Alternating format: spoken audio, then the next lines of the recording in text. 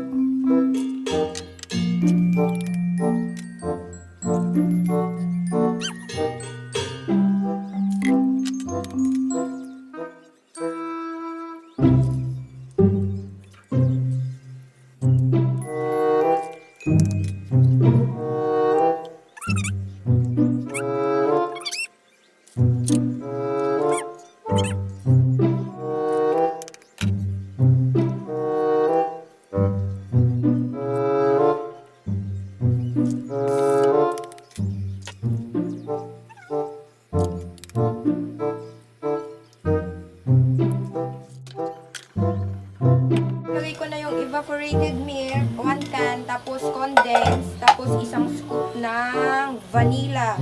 Ito na po siya.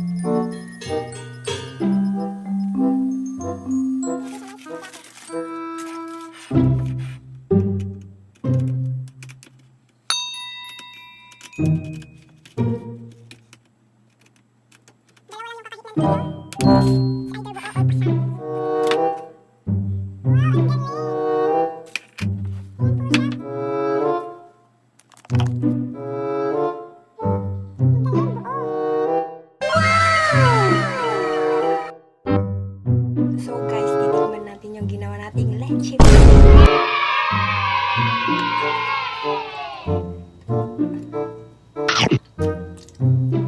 Hala, ang sarap ay. Lasang leche flan.